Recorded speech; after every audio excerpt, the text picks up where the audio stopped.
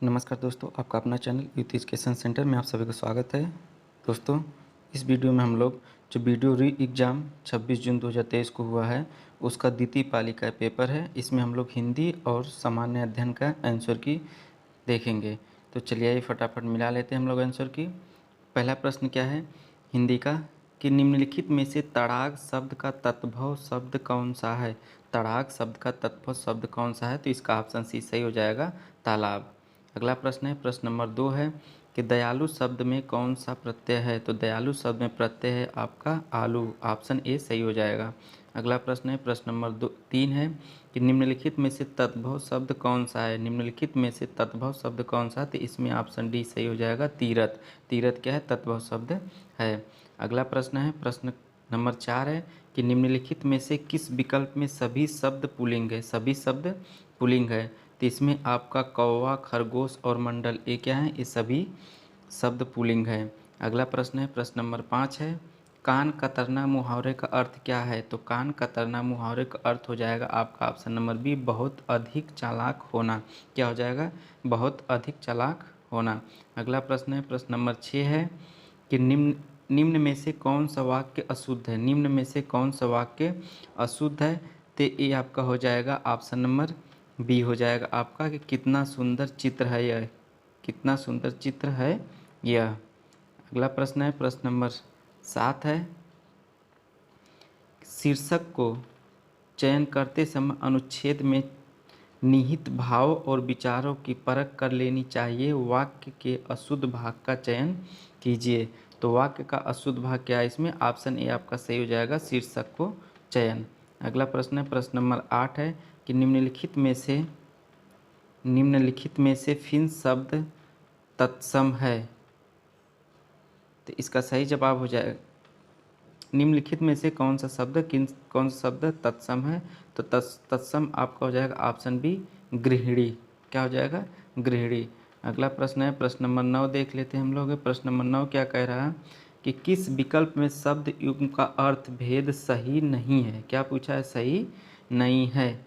तो इसमें क्या हो जाएगा आपका ऑप्शन ए आपका सही हो जाएगा, इसमें बली बली, ए आपका ऑप्शन ए सही है। अगला प्रश्न है, प्रश्न नंबर 9 है। प्रश्न नंबर 9 में क्या कह रहा है कि श्रुति सम भिन्नार्थक शब्द युग्म चरम धर्म का उचित अर्थ है। चरम धर्म का और चरम चर्म का उचित अर्थ है। तो चरम चर्म का उचित अर्थ क्या हो जाएगा, चरम मतलब अंतिम सीमा और चर्म मतलब चमड़ा होता है। तो ऑप्शन सी इसका सही हो जाएगा। अगला प्रश्न है, प्रश्न नंबर 11 है। 11 प्रश्न क्या करा है कि श्यामलाल जो गांधी गली में रहता है मेरा मित्र है, यह किस प्रकार का वाक्य है। तो यह आपका मिश्र वाक्य है, ऑप्शन नंबर डी सही हो जाएगा। अगला प्रश्न है, प्रश्न नंबर 12 है कि घी के दिए जलाना मुहावरे का सही अर्थ क्या है। तो घी के दिए जलाने मुहावरे का सही अर्थ है खुशियाँ मनाना। अगला प्रश्न है, प्रश्न नंबर 13 है। प्रश्न नंबर 13 क्या कह रहा है कि आसमान पर चढ़ाना मुहावरे का अर्थ होगा, आसमान पर चढ़ाना। तो इसका सही जवाब क्या हो जाएगा, अत्यधिक प्रशंसा करना। अगला प्रश्न है, प्रश्न नंबर 14 है। प्रश्न नंबर 14 क्या कह रहा है कि एक अनार 100 बीमार लोकोक्ति का अर्थ क्या है। एक अनार 100 बीमार लोकोक्ति का अर्थ क्या है। तो इसका हो जाएगा एक वस्तु के अनेक ग्राहक, एक वस्तु के ग्राहक अनेक। अगला प्रश्न है, प्रश्न नंबर 15 है कि मजदूर मेहनत करता है किंतु उसके लाभ से वंचित रहता है, यह वाक्य है। मजदूर मेहनत करता है किंतु उसके वाक्य से वंचित रहता है, तो किंतु परंतु जो है वो आपका क्या है, संयुक्त वाक्य है।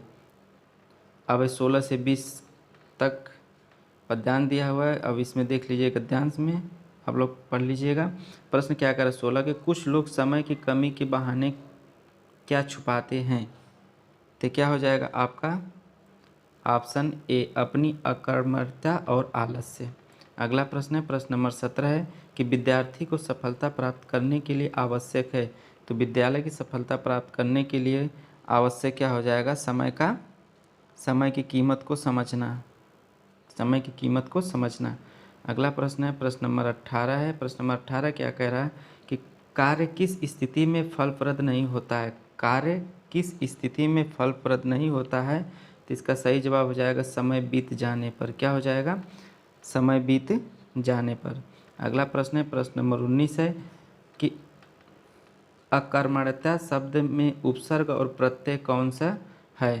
तो इसमें उपसर्ग और प्रत्यय, उपसर्ग अ है और प्रत्यय क्या है? ता है।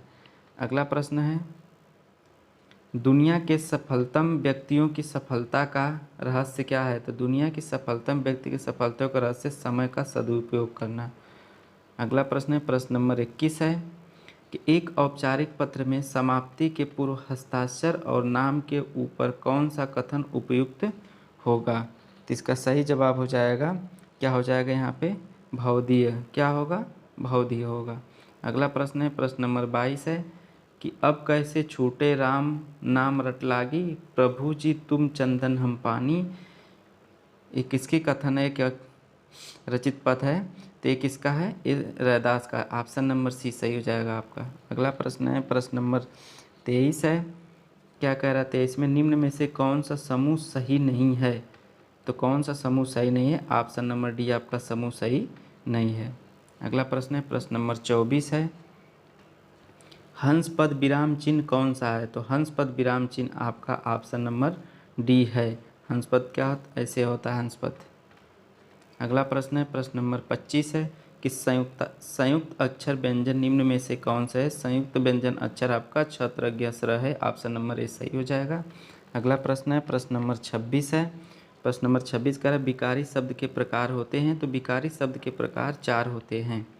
अगला प्रश्न है, प्रश्न नंबर 27 है। प्रश्न नंबर 27, हेरी मैं तो प्रेम दीवानी मेरो दर्द न जाने को। यह पंक्तियाँ किसकी है? तो ये पंक्तियाँ है किसकी? मीराबाई की है। किनकी पंक्तियाँ हैं? मीराबाई। तो ऑप्शन सी सही हो जाएगा। अगला प्रश्न है, प्रश्न नंबर 28 है कि भाषा की सबसे छोटी इकाई क्या होती है? तो भाषा की सबसे छोटी इकाई वर्ण होती है। अगला प्रश्न है, प्रश्न नंबर 29 है कि किसी के द्वारा कहे गए कथन को मूल रूप से लिखने के लिए कौन सा विराम चिन्ह प्रयुक्त होता है? कौन सा विराम चिन्ह प्रयुक्त होता है? तो उद्धरण चिन्ह प्रयोग होता है। कौन सा? उद्धरण चिन्ह का प्रयोग किया जाता है। अगला प्रश्न है, प्रश्न नंबर 30 है कि निम्नलिखित में से किस विकल्प के सभी शब्द अनेकार्थी हैं? किस विकल्प के सभी शब्द अनेकार्थी हैं? तो इसका ऑप्शन नंबर सी आपका सही हो जाएगा। तीसरे का और चौथे का, तीसरे का और चौथे का क्या है? अनेकार्थी हैं। अगला प्रश्न है, प्रश्न नंबर 31 है। प्रश्न नंबर 31 क्या कह रहा है कि संभव है कि संभव है कि कल हम सिनेमा देखने जाएंगे, वाक्य किस काल में व्यक्त हुआ है? वाक्य किस काल में व्यक्त हुआ है? तो ये क्या हो जाएगा आपका? सही जवाब हो जाएगा आपका संभाव्य भविष्यत काल। क्या हो जाएगा? संभाव्य भविष्यत काल। अगला प्रश्न है, प्रश्न नंबर 32 है कि महाधन ओजस्वी का संधि रूप क्या होगा? तो महाधन ओजस्वी का महोजस्वी हो जाएगा आपका। क्या हो जाएगा? महोजस्वी हो जाएगा। अगला प्रश्न है, प्रश्न नंबर 33 है। प्रश्न नंबर 33 में कह रहा है कि मोहिनी चिड़ियाघर में पंछी देखे, तो रेखांकित शब्द का कौन सा कारक है? तो रेखांकित शब्द इसमें पंछी है। तो ये आपका सही जवाब क्या हो जाएगा? कर्म कारक हो जाएगा। ऑप्शन नंबर बी सही हो जाएगा 33 का। अगला प्रश्न है, प्रश्न नंबर 34 है कि पंडित जी हवन करा कर कथा कह रहे हैं, इनमें कौन सी क्रिया है? तो इसका सही जवाब हो जाएगा आपका पूर्वकालिक क्रिया। पूर्वकालिक क्रिया क्या होती है? एक काम के बाद तुरंत दूसरा काम करना, वो पूर्वकालिक क्रिया होती है। अगला प्रश्न है, प्रश्न नंबर 35 है। प्रश्न नंबर 35 क्या कह रहा है कि निम्न में से किस विकल्प में सकर्मक क्रिया का प्रयोग हुआ है? तो सकर्मक क्रिया का प्रयोग हुआ है सिपाही चोर को पकड़ता है। ऑप्शन नंबर सी सही हो जाएगा। अगला प्रश्न है, प्रश्न नंबर 36 है कि मेरा घर स्कूल से बहुत दूर है, रेखांतिक शब्द में कौन सा कारक है? मेरा घर स्कूल से बहुत दूर है, इसमें हो जाएगा आपका अपादान कारक हो जाएगा। अगला प्रश्न है, प्रश्न नंबर 37 है। प्रश्न नंबर 37 में निम्नलिखित में से कौन सा समास नाम सही है? कौन सा समास नाम सही है? तो इसमें आपका हो जाएगा ऑप्शन नंबर डी हो जाएगा शरणागत तत्पुरुष समास। अगला प्रश्न है, प्रश्न नंबर 38 है कि निम्न में से किस विकल्प का सही विलोम युग्म सही नहीं है? क्या पूछा है? सही नहीं है। तो इसमें आपका क्या हो जाएगा? ऑप्शन नंबर ए हो जाएगा आसक्ति का नास्तिक। यही क्या है? सही नहीं है। तो ऑप्शन नंबर ए आपका सही हो जाएगा। अगला प्रश्न है, प्रश्न नंबर 39 है कि अधोलिखित में से अभिज्ञ शब्द का विलोम शब्द क्या होगा? तो अभिज्ञ शब्द का विलोम शब्द आपका अनभिज्ञ होगा। क्या होगा? अनभिज्ञ होगा। अगला प्रश्न है, प्रश्न नंबर 40 है, करुण रस का स्थायी भाव क्या होगा? तो करुण रस का स्थायी भाव शोक होगा। क्या होगा? करुण रस का स्थायी भाव शोक होता है। अगला प्रश्न है कि निम्नलिखित पंक्तियों में कौन सा रस है? निम्नलिखित पंक्तियों में कौन सा रस है? पंक्ति क्या है? किलकत कान घुटरही आवत मणिमय कनक नंद कै आंगन। इनमें कौन सा रस है? इसमें वात्सल्य रस है। कौन सा रस है? वात्सल्य रस है। अगला प्रश्न है, प्रश्न नंबर 42 है कि शेष महेश गणेश दिनेश सुरेशेहू जाहि निरंतर गाँव में कौन सा अलंकार है? तो इसमें आपका क्या हो जाएगा? इसमें आपका हो जाएगा अनुप्रास अलंकार। कौन सा अलंकार हो जाएगा? अनुप्रास अलंकार हो जाएगा। शेष महेश गणेश दिनेश सुरेशेहू जाहि निरंतर गाँव में कौन सा अलंकार हो जाएगा? अनुप्रास अलंकार हो जाएगा। अगला प्रश्न है, प्रश्न नंबर 43 है। प्रश्न नंबर 43 कह रहा है अध्यक्ष शब्द में उपसर्ग कौन सा है? तो अध्यक्ष शब्द में उपसर्ग आपका क्या हो जाएगा? अधि हो जाएगा। क्या हो जाएगा? अधि हो जाएगा। अगला प्रश्न है, प्रश्न नंबर 44 है। प्रश्न नंबर 44 क्या कह रहा है कि अज्ञेय शब्द के लिए एक वाक्यांश है। तो अज्ञेय शब्द के लिए एक वाक्यांश क्या होगा? जिसे जाना न जा सके। जिसे जाना न जा सके अज्ञेय शब्द हो जाएगा। ये ऑप्शन नंबर बी सही हो जाएगा। अगला प्रश्न है, प्रश्न नंबर 45 है कि जिसका उपचार या हल न हो सके वाक्यांश के लिए एक शब्द होगा। तो जिसका उपचार या हल ना हो सके वो क्या होगा? असाध्य होगा। क्या होगा? असाध्य होगा। ऑप्शन नंबर सी सही हो जाएगा। अगला प्रश्न है, प्रश्न नंबर 46 है कि निम्नलिखित में से किस शब्द की वर्तनी सही है? निम्नलिखित में से किस शब्द की वर्तनी सही है? तो ऑप्शन नंबर बी सही हो जाएगा, उत्कर्ष। अगला प्रश्न है, प्रश्न नंबर 47 है कि किस विकल्प में सभी शब्द परस्पर पर्यायवाची नहीं है? परस्पर पर्यायवाची नहीं है तो ऑप्शन नंबर आपका सी सही हो जाएगा, वाजी संधव नेत्र। अगला प्रश्न है, प्रश्न नंबर 48 है कि सामने शेर को दहाड़ता देखकर मेरे प्राण सूख गए। रेखांकित मुहावरे का अर्थ क्या होगा? तो रेखांकित मुहावरे का अर्थ हो जाएगा बहुत डर जाना।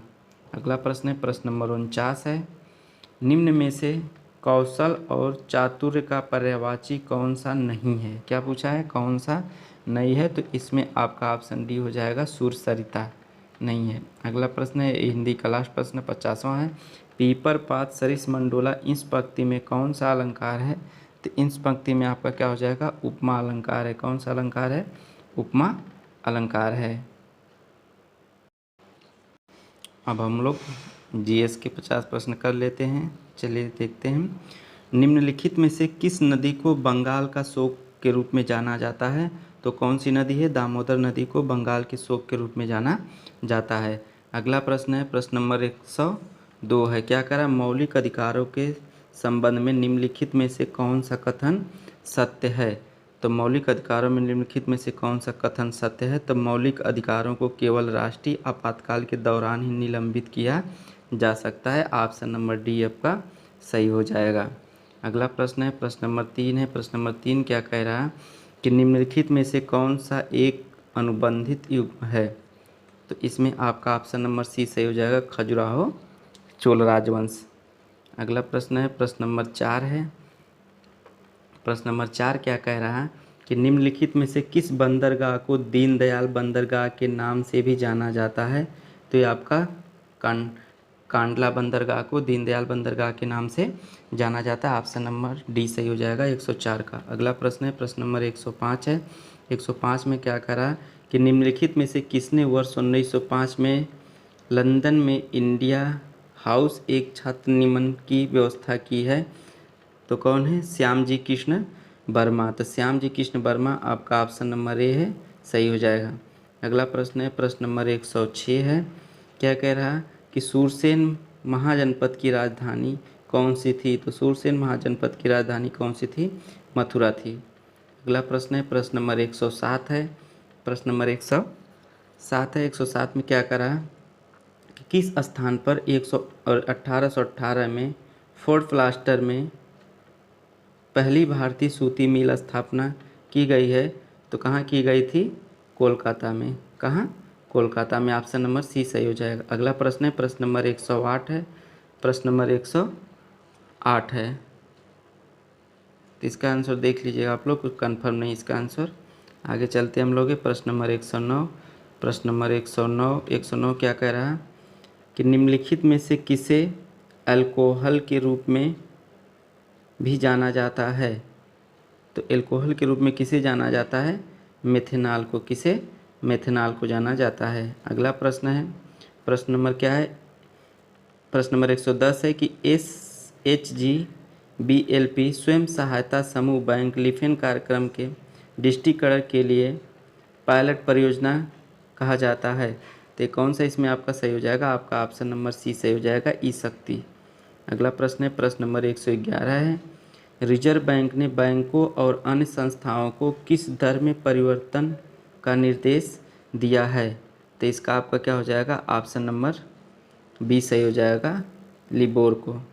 अगला प्रश्न है, प्रश्न नंबर 112 है, निम्नलिखित में से कौन से आदर्श हैं जिन्हें राज्य को नीतियाँ बनाते समय ध्यान रखना चाहिए।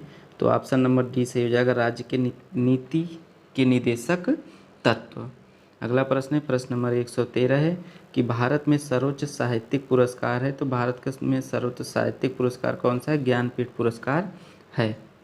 अगला प्रश्न है, प्रश्न नंबर 114 क्या कह रहा है कि भारत कला भवन उत्तर प्रदेश में विश्वविद्यालय संग्रहालय है, ये कहाँ है, वाराणसी में। ऑप्शन नंबर सी सही हो जाएगा, कहाँ पे है, वाराणसी में है। अगला प्रश्न है, प्रश्न नंबर 115 है कि तमिल व्याकरण की कौन सी रचना है जिसे तमिल साहित्य की सबसे पुरानी मौजूदा रचना कहा जाता है। तो ये कौन सी है, ये कौन सी रचना है, तोल काव्यम है। ऑप्शन नंबर ए आपका सही हो जाएगा, तोल काव्यम। अगला प्रश्न है, प्रश्न नंबर 116 है। 116 क्या कह रहा है, 116 नंबर प्रश्न कह रहा है कि विश्व स्वास्थ्य संगठन WHO ने हाल ही में किन देशों को मलेरिया मुक्त प्रमाणित किया है। तो वो कौन से देश है, अजरबैजान और तजाकिस्तान हैं। अगला प्रश्न है, प्रश्न नंबर 117 है। 117 प्रश्न नंबर क्या कह रहा है कि भारत सरकार की RCS योजना के तहत भारत के उत्तर पूर्वी क्षेत्र का पहला ग्रीनफील्ड हवाई अड्डा है। तो कौन सा हवाई अड्डा आपका है, तो यह आपका ऑप्शन नंबर डी सही हो जाएगा, पाक्योंग हवाई अड्डा।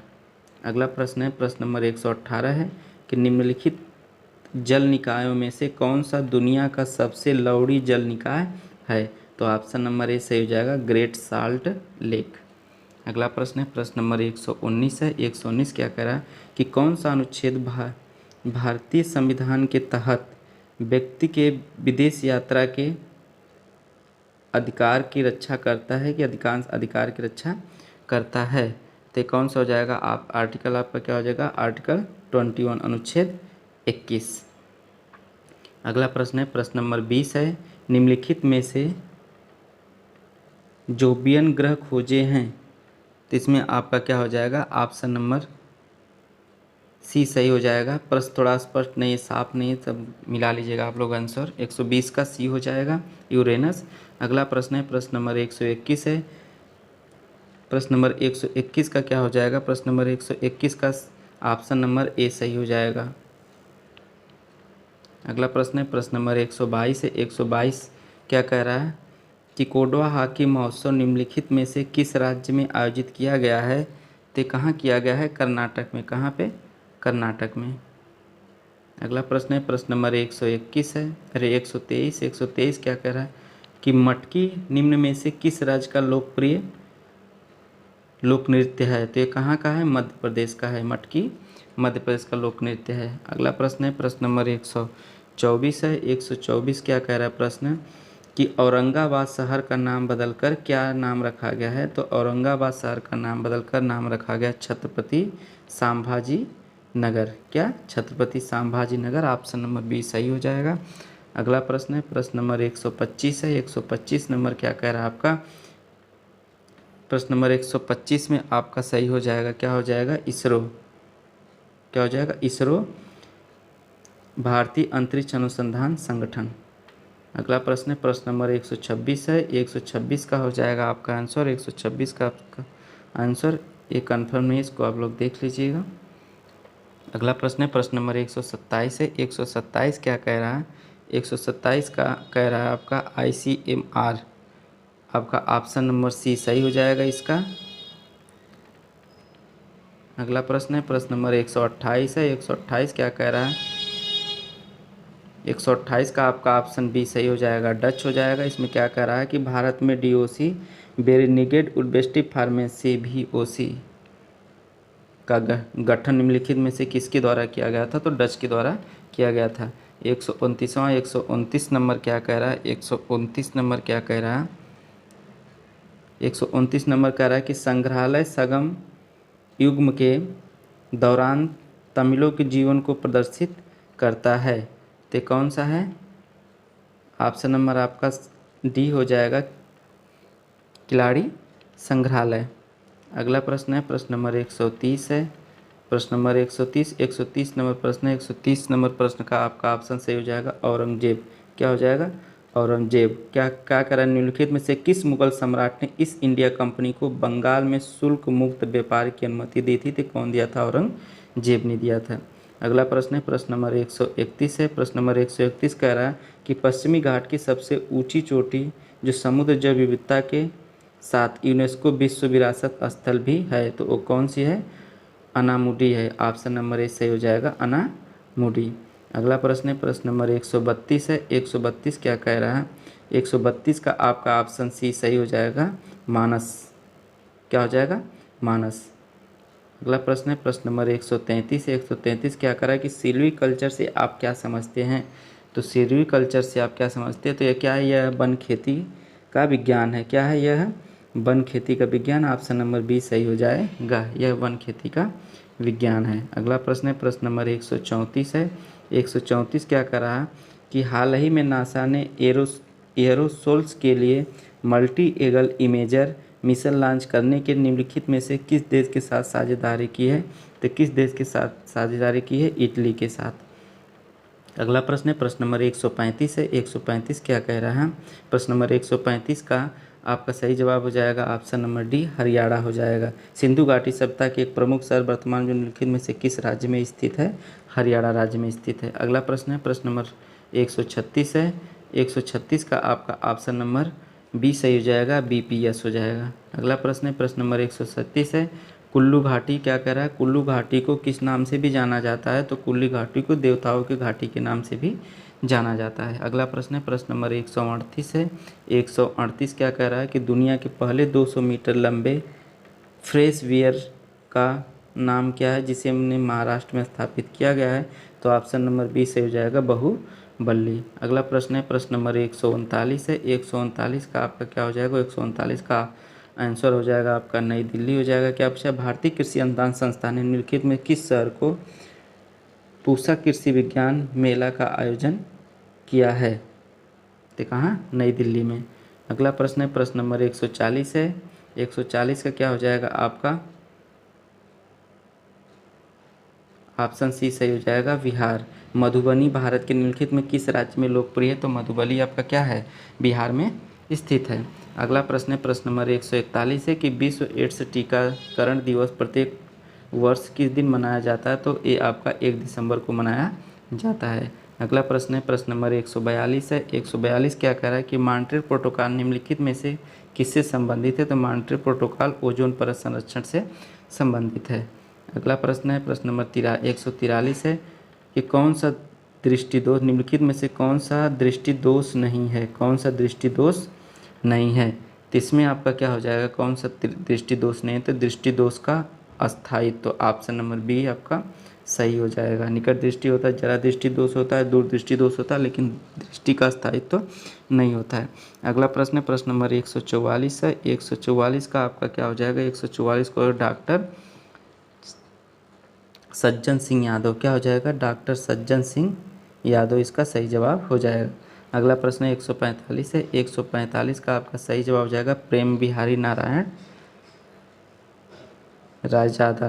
ऑप्शन नंबर डी सही हो जाएगा, प्रेम बिहारी नारायण रायजादा। क्या है? मूल भारतीय संविधान निम्नलिखित में से किसके द्वारा हस्तलिखित है? मूल भारतीय संविधान निम्नलिखित किसके द्वारा हस्तलिखित है? तो प्रेम बिहारी नारायण रायजादा के द्वारा। अगला प्रश्न है प्रश्न नंबर 146 है। प्रश्न नंबर 146 का आपका क्या हो जाएगा? प्रश्न नंबर 146 का आपका हो जाएगा Abhilash Tomy. Option number A आपका सही हो जाएगा। अगला प्रश्न है, प्रश्न नंबर 147 है।